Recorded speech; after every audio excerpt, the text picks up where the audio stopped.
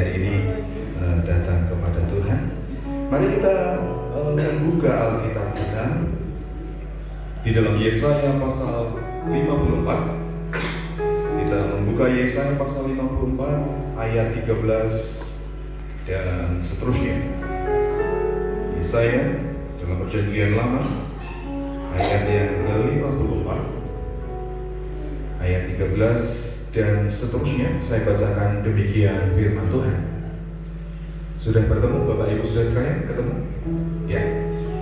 Semua anakmu akan menjadi murid Tuhan, dan besarlah kesejahteraan mereka. Engkau akan ditegakkan di atas kebenaran. Engkau akan jauh dari pemerasan, sebab engkau tidak usah lagi takut, dan engkau akan jauh dari kekejutan, sebab ia tidak akan mendekat kepadamu. Amin.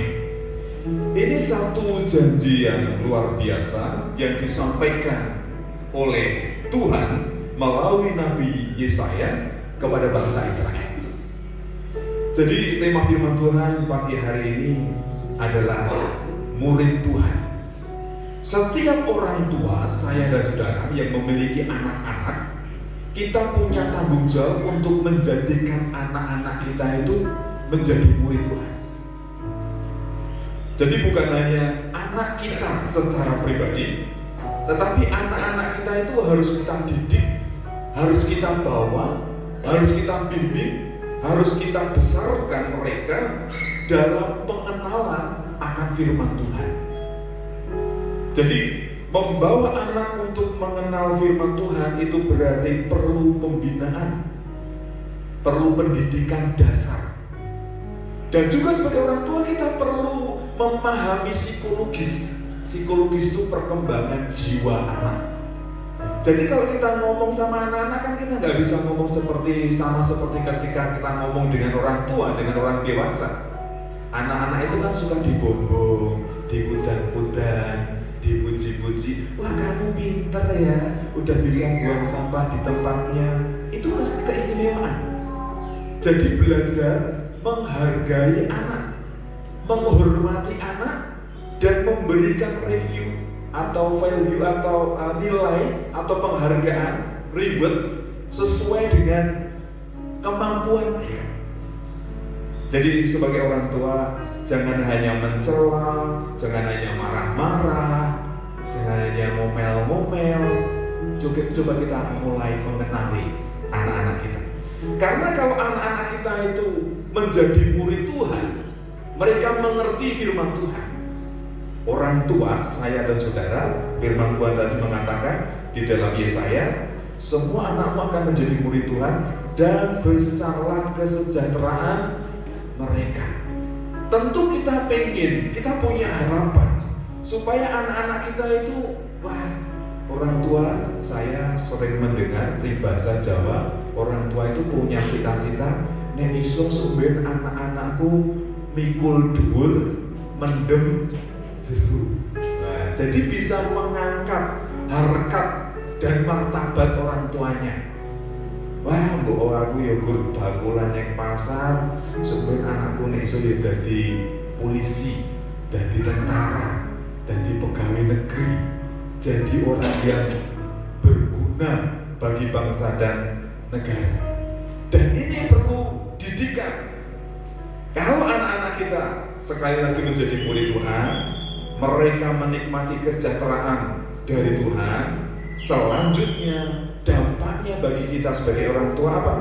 Ayat yang ke-14, engkau akan ditegakkan di atas kebenaran. Jadi tadi berbicara tentang anakmu, kemudian berbicara tentang engkau itu berarti orang kedua, kata ganti orang kedua. Anak-anak berarti orang ketiga. Dan firman Tuhan berbicara, engkau akan ditegakkan di atas kebenaran. Kalau kita berhasil mendidik anak-anak kita, membesarkan mereka dalam kebenaran, maka kita juga akan ditegakkan dalam kebenaran. Makanya kita perlu mengenal kebenaran. Bagaimana kita bisa mengenal kebenaran? ya kita perlu membaca kebenaran firman Tuhan. Pada tanggal 30 Juni kemarin saya melihat ada berita di Pegunungan Bintang di Papua, itu masih ada tim misi yang bekerja sama dengan Yajasi yang mengirim Alkitab dalam bahasa daerah di Papua. Dan misi ini dari Kanada.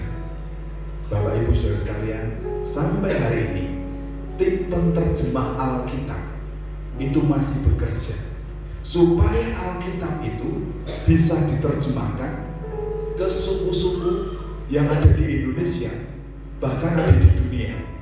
Sampai nanti visinya, ketika Tuhan datang, semua suku di bumi ini sudah pernah mendengar yang namanya Yesus Tuhan Juru Selamat.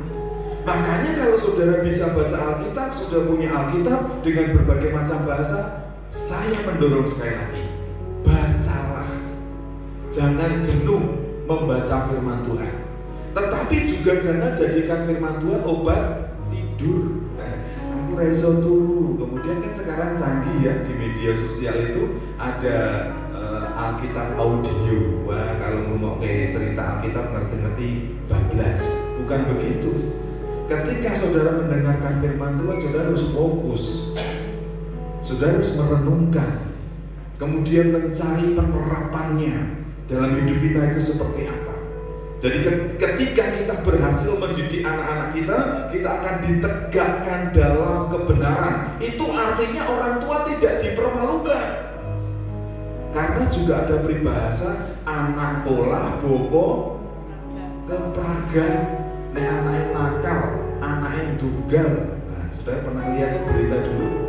Ada seorang ya, kita sebut namanya tidak apa-apa, ada Mario Daniel yang nakal begini, orang tuanya akhirnya bagaimana? Dicopot dari jabatannya, hartanya diusut. Itu bukti anak pola bopo kepragan.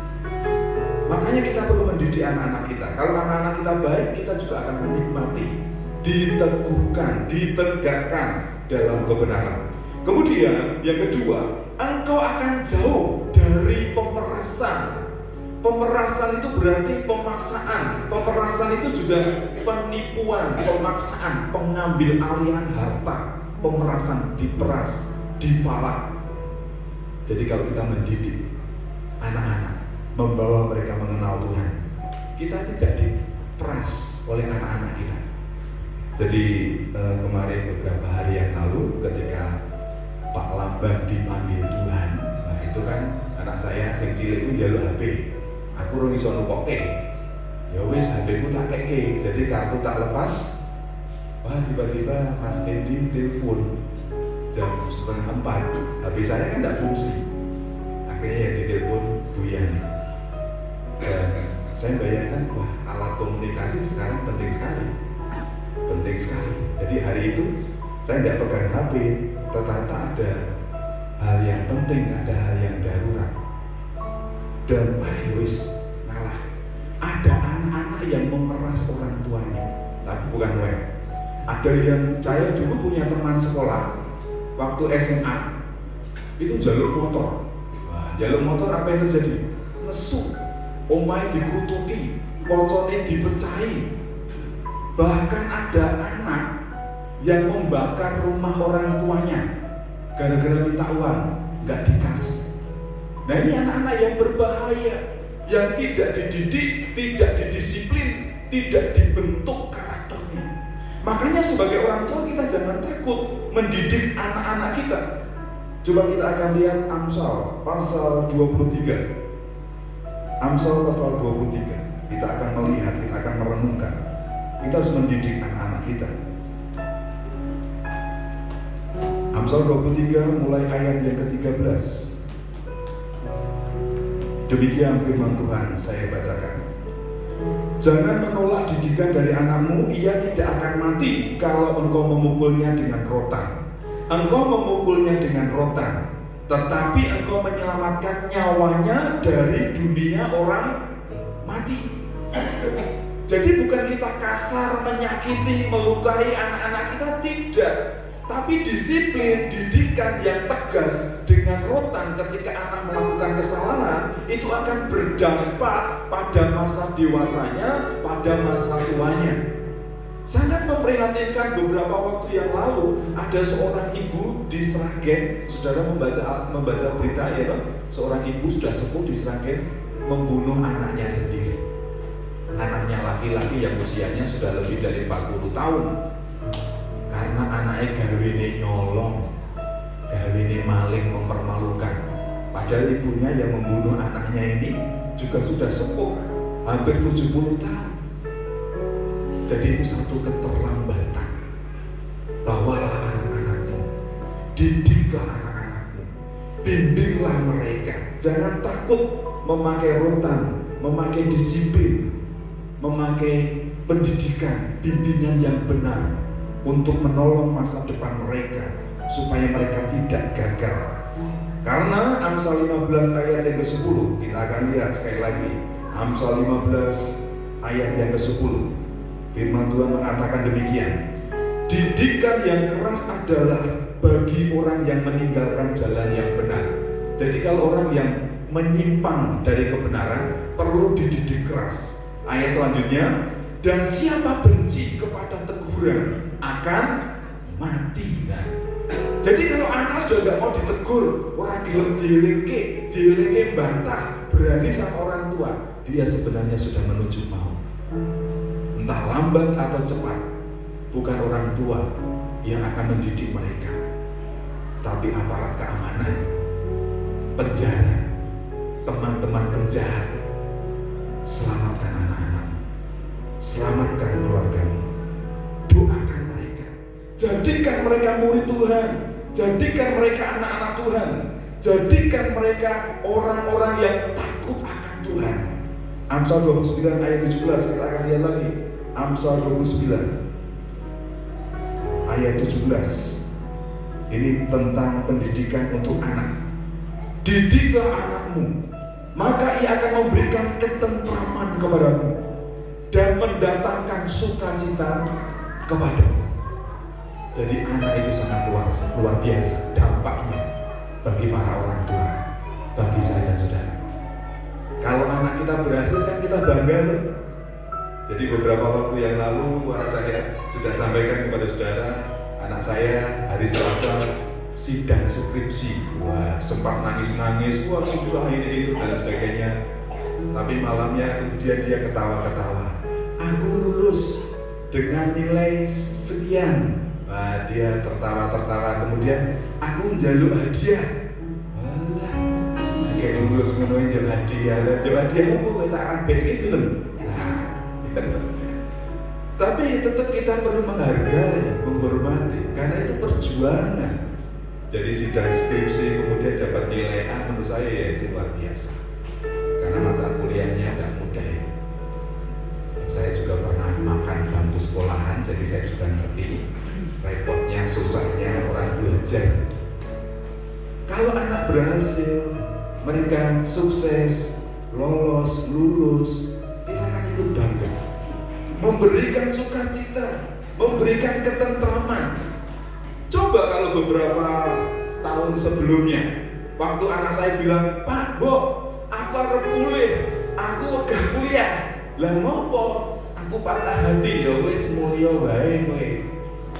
Lah tak kontrono ning Bandung ado kuliah kok malah patah hati. Ya wis mulya ora apa-apa. Saya bilang begitu. Karena kamu sekolah belajar itu untuk kepentingan masa depanmu, bukan orang tuamu.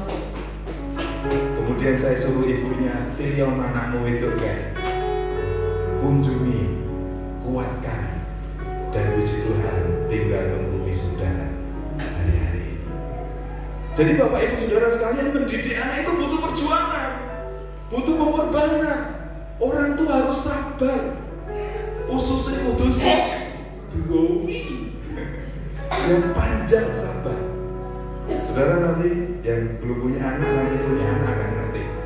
Tidak gampang, tapi didiklah anakmu. Kemudian yang ketiga, kalau kita berhasil mendidik anak-anak kita, kita itu akan dijauhkan, dihindarkan dari kekejutan. Kita lihat kembali Yesaya pasal 54. Kita lihat kembali Yesaya pasal 54.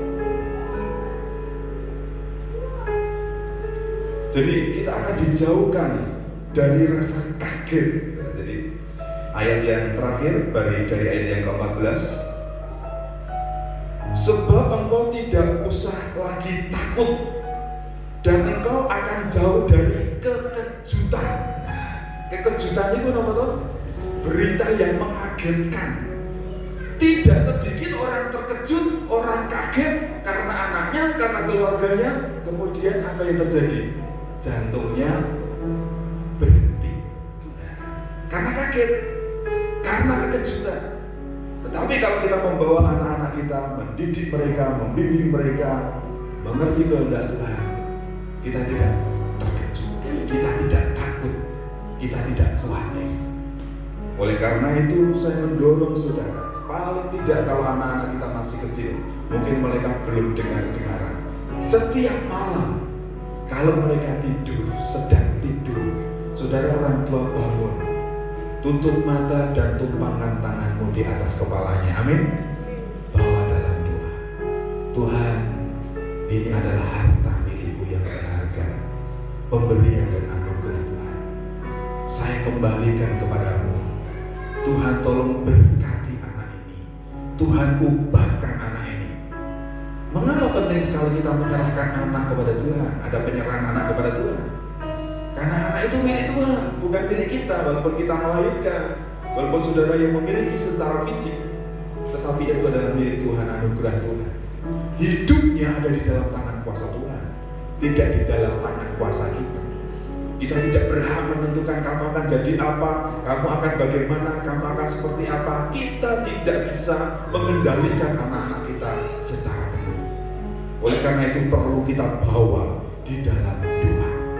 Jadikan mereka murid Tuhan. Makanya gereja kita sedang memikirkan untuk langkah yang lain. Karena untuk penginjilan sekarang ini tidak mudah. Kita akan membuka mungkin playgroup, mungkin sekolah-sekolah yang sederhana, dimulai dari ruang gereja ini. Kemudian nanti teras akan diperbaiki supaya bersih. Kalau selama ini saya gaweane gungi kiri, nanti tak ngomong bocah-bocah, ya. Supaya gereja kita hidup. Ada anak yang datang tiap hari, ada orang tuanya yang nganter. Wah, pasti suasananya akan lebih indah untuk gereja kita. Dan kerinduannya pada saatnya nanti ada buah jiwa-jiwa yang ditambahkan untuk gereja kita. Jadi kita memiliki kas tantangan yang sudah 2 tahun kita kumpulkan ini. Nanti sebagian kita pakai untuk memperbaiki itu. Jadi kalau dulu Bu Yani pernah berpikir untuk membongkar gudang itu, nampaknya belum kehendak Tuhan. Karena saudara masih cukup gereja ini. Ternyata ada berkat untuk kamar mandi, kemudian untuk memperbaiki fasilitas, dan sekali lagi kita terus punya impian untuk ruang sekolah minggu dan ruang TK di depan. Amin saudara. Tuhan sudah menyediakan tanah kok. Tuhan sudah memberikan untuk kita, dan itu milik Tuhan. Kita ini pengerjanya. Terserah Tuhan, kita disuruh mau bagaimana. Tapi yang terpenting semua yang kita kerjakan itu untuk hormat dan kemuliaan bagi nama Tuhan. Jadikan anak-anakmu murid Tuhan, supaya hidupmu, tadi firman Tuhan mengatakan, ditegakkan dalam kebenaran, dijauhkan dari pemerasan, dihindarkan dari kekejutan. Jadi kita menikmati sukacita dan damai sejahtera. Amin. Mari kita tunduk kepala, kita akan datang kepada Tuhan. Haleluya.